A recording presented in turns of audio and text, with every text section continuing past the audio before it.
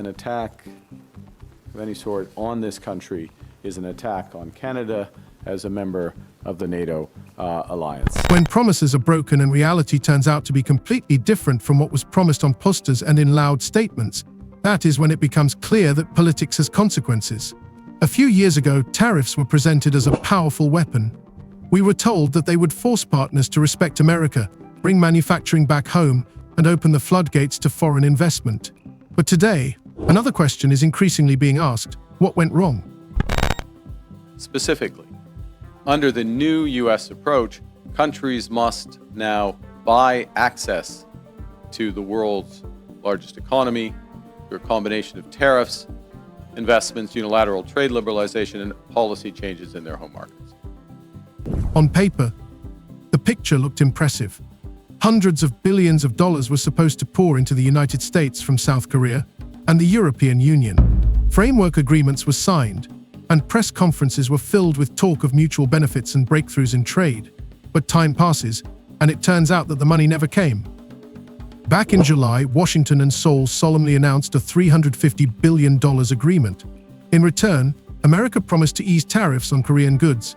It seemed like a historic moment, but just a few weeks later, instead of investments, the world saw footage of mass arrests of Korean engineers in the state of Georgia. More than 300 specialists from major companies were flown back without ever hearing the charges against them. For South Korea, it was a humiliation. And for corporations, it was an alarming signal. Can America be a reliable partner? As a result of these developments, the breadth and the depth of the changes in U.S. trade policy have become more fully apparent. The situation is similar in Europe. In September, leaders solemnly announced $600 billion in investments through 2029. But this amount remains just a number in press releases. Economists are asking a direct question: who will provide this money, from what sources, and why should European taxpayers send capital overseas when their own economies are in crisis? And while some hesitate, others are making choices. Canada, our closest neighbor and ally, has unexpectedly decided to go its own way. Instead of making loud promises, it is investing in its own projects in infrastructure, energy, and housing. But that is precisely where a wave of economic nationalism is flaring up. After harsh words about Canada allegedly being just the 51st state, thousands of shoppers stopped buying American goods. Stores on the border are emptying, tourist traffic is declining. And for the US, this is resulting in billions of dollars in losses. Meanwhile, American farmers are facing a crisis. Markets that took decades to build are being lost in a matter of seasons. China has stopped buying soybeans in the same volumes as before, and Brazil has taken the lead. The cost of fertilizers and equipment is rising due to metal tariffs. Small farms are unable to cope and are increasingly filing for bankruptcy. And to these ends, the United States has announced a series of trade actions. Those began near the start of this year with the so-called IEEPA tariffs against Canada and Mexico based on U.S. concerns about the border and fentanyl trafficking. This raises a logical question. What is behind the loud headlines and promised investments? Why do hundreds of billions remain just numbers in statements, while real money bypasses America? And most importantly, where will such a policy lead if the trust of allies is melting away and competitors are taking their place? In this investigation, we will examine how tariffs, conceived as an instrument of power, have turned into an instrument of isolation, and why the consequences of these decisions are becoming particularly noticeable right now in business, on farms, and in the pockets of ordinary people. Tariffs, once presented as a strategic tool to strengthen the American economy and bring industry back home, are now increasingly seen as a symbol of unfulfilled promises. The same arguments were heard at rallies and in interviews. Foreign companies would be forced to invest hundreds of billions in plants and factories. Millions of new jobs would appear on American soil, and competitors would persuade the White House to lower barriers in exchange for investment. At first, it looked convincing. Newspapers published figures about trillions already flowing into the country, and many believed that a turning point was just around the corner. But behind the beautiful statements lay a harsher reality, and over time it became clear that the results did not meet expectations. As in previous trade disputes, Canada has implemented a series of retaliatory tariffs. Their objectives have been to protect Canadian workers and businesses, and to incentivize a negotiated settlement with the United States. Few other countries followed suit. Several years have passed since the introduction of tariffs on steel, aluminum, and a number of industrial goods, and the promised growth has not materialized. Yes, there was a temporary surge in production in certain sectors, such as metallurgy, where companies experienced a short period of increased demand. But within a few months, raw material prices rose and costs for engineering and construction jumped so much that many of the benefits were negated. Moreover, according to a study by independent economists, in the summer of 2025, tariff policy added an average of 0.8% to inflation, while reducing overall GDP growth by about 0.3%. These figures sound dry, but they have very real consequences: frozen projects, job cuts, and a slowdown in investment. The story with South Korea is particularly telling. In July, Washington and Seoul announced a framework agreement. In exchange for tariff relief, South Korea is ready to invest $350 billion in the US economy. This was one of the most high-profile events of that summer. Journalists wrote about a new era of partnership, and investors prepared for large-scale projects in the automotive, electronics, and renewable energy sectors. It seemed that America was about to become a magnet for capital. But a few months passed, and instead of real contracts, there were reports that the agreement was up in the air. The reasons turned out to be more complicated than they seemed. First, South Korean banks demanded guarantees from the Federal Reserve. Transferring such a huge amount of money amid a fluctuating exchange rate could have triggered a crisis, and Seoul openly recalled the painful experience of 1997. Second, Korean corporations began to question the reliability of US jurisdiction. These doubts were reinforced by a scandal in Georgia, where more than 300 Hyundai and LG engineers were detained during an immigration raid. They were sent home on a charter flight, and none of them were charged. Formally, no violations of the law were found, but the very fact of the detentions was a cold shower for the partners. The United States has also imposed substantial trade actions on the Canadian lumber industry. Now, in recent weeks, the United States has agreed a series of trade deals with a variety of countries. And these deals have several aspects in common. First, baseline tariffs that cover a broad range of goods and services that are substantially higher than those U.S. tariffs that existed before. The Korean press heatedly discussed this episode, calling it humiliation on a national scale. Against this backdrop, protests were held in Seoul outside U.S. representative offices, and the U.S.'s approval rating among the population fell by almost 20 points. In corporate circles, there were suggestions to redirect some investments to Vietnam or India, where conditions seem more predictable. According to unofficial data, more than 10 major contracts related to equipment supplies to the U.S. were postponed or cancelled in September and October. In America itself, this story caused a real shock. In Georgia, the construction of a giant plant, which was supposed to be the flagship project of the new cooperation, stalled halfway through. According to local authorities' estimates, the region did not receive more than $1 billion promised for infrastructure, roads, and staff training. Workers who had been hired during the preparatory stage received notices of temporary suspension. Newspapers wrote that $350 billion evaporated like a mirage. Against this backdrop, people increasingly recalled the words of critics of the tariffs, who warned back in 2018 that any high-profile agreements could turn out to be empty if there was no trust and clear guarantees. Added to this were rumors that some South Korean companies had received unofficial recommendations from their authorities not to rush into capital investments until America gave clear signals of political stability. These rumors were not officially confirmed, but the fact remained that the investments never came. Those were quickly followed by reciprocal tariffs on every U.S. trade partner and very high sectoral tariffs applied globally on strategic industries, including steel, aluminum, autos, and copper. Another cause for concern was the escalation of political rhetoric. After the White House demanded a review of the currency swap terms, Seoul began to talk about possible financial blackmail. Economists pointed out that without a currency swap on such a scale, the Korean economy could face sharp exchange rate fluctuations in the event of a massive withdrawal of funds. Comparisons with the crisis of the late 1990s did not seem coincidental. That is why the agreement, which was supposed to symbolize a new era in US-Korean relations, has been left in limbo. On paper, it looks impressive, but in reality, it is just a set of numbers with no real substance. All this fits into a broader picture. The tariff policy was originally based on the assumption that allies and competitors would be forced to make concessions and agree to investments in order to gain access to the US market. But practice has shown that the world has changed and countries are looking for alternatives. When hundreds of billions are at stake, companies and governments prefer predictability and stability, even if it means incurring additional costs. The South Korean case was the first warning sign, but not the only one. Already in September, there were reports that a number of European companies that had previously promised to invest in the Western destruction of factories in the Midwest were beginning to scale back their plans. Formerly, they cited rising costs and market uncertainty, but behind the scenes, corporate representatives spoke openly. After what happened in Georgia, no one wants to take risks. Thus, the first 2 points of the story, unfulfilled expectations from tariffs and frozen South Korean investments, turn out to be closely related. They show that the problem is not the lack of money as such, but the lack of trust. America could have received hundreds of billions if it had been able to prove that it is a reliable partner. But instead, tariffs, raids, and harsh conditions have created an atmosphere of suspicion.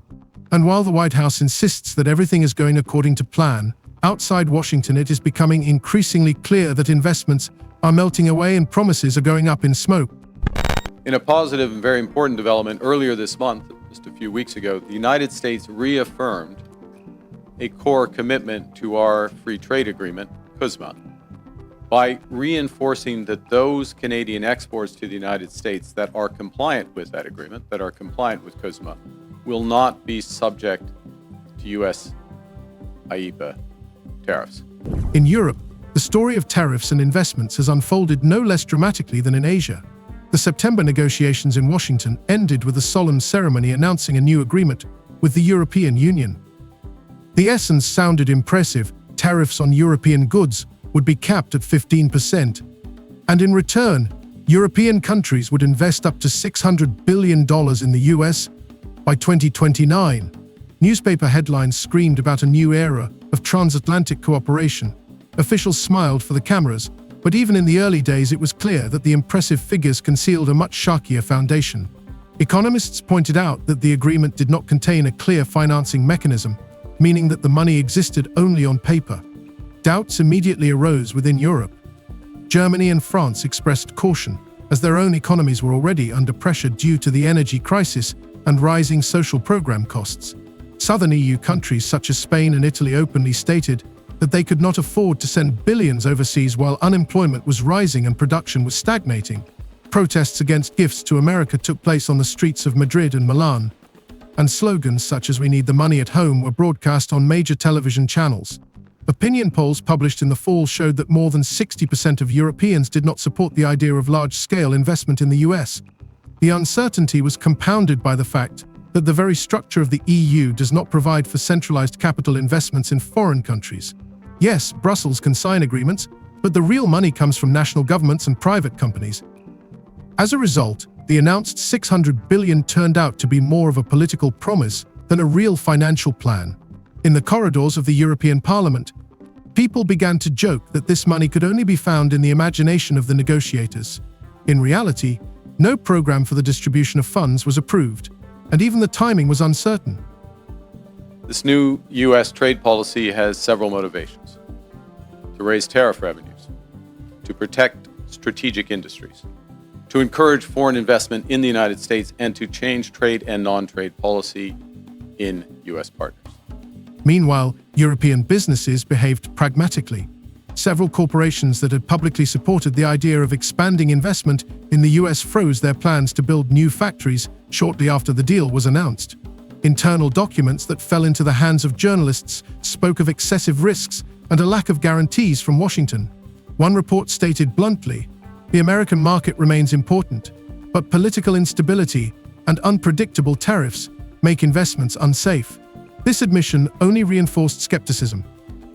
The first signs of consumer protest in Europe itself were an additional blow.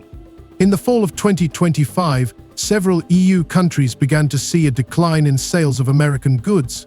In Italy, large supermarket chains began to notice a drop in demand for American corn and soy products, while in Poland and the Czech Republic, local beer was increasingly being bought instead of American beer.